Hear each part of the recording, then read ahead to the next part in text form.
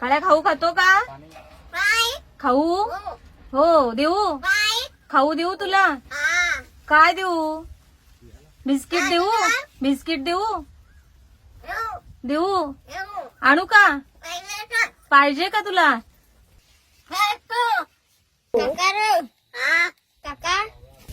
काल्या आई कुठे आहे तुझी? आई आई कुठे आहे तुझी? आहे आई कुठे? आई आई कुठे आहे तुझी? शाळेत गेली? तुझी आई शाळेत पण जाते?